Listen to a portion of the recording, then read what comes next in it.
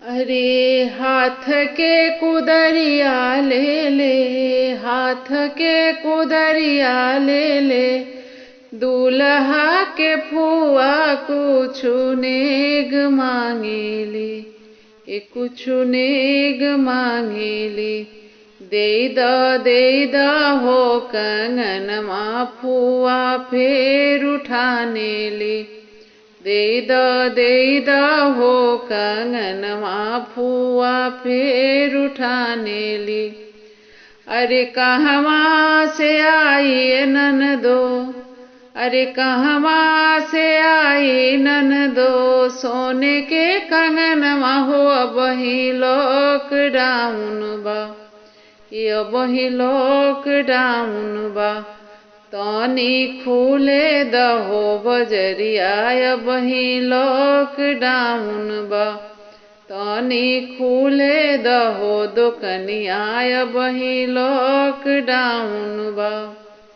अरे हाथ के कुदरिया होली हले, दूल्हा के दीदी कुछु नेग मांगेली, कुछु नेग मांगेली। दे द हो कंगनमा दीदी फेर उठाने ली। दे द आमा हरवा दीदी फेर उठाने ली। अरे कहवा से आई बेटी, सोने के हरवा अबही लॉकडाउन बा, ये अबही लॉकडाउन बा।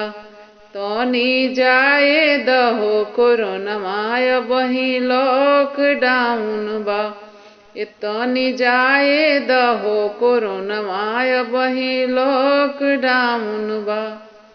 अरे हाथ के कुदरिया लिहले, दूल्हा के दीदी कुछु नेग मांगेली, कुछु नेग मांगेली। दे द हो सिकड़िया हम तो नेग मांगीने। दे द हो सिकड़िया दीदी फेर उठाने ली।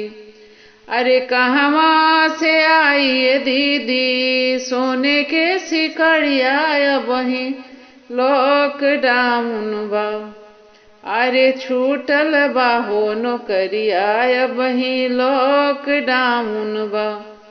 अरे कहवा से आई दीदी, सोने के सिकड़िया हालत ठीक नहीं खे, ये हालत ठीक नहीं खे। अरे कब से छूटल बा हो नौकरिया हालत ठीक नहीं खे।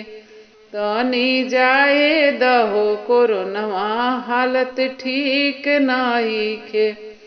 अरे लागी जाए दहो नौकरिया हालत ठीक नहीं खे।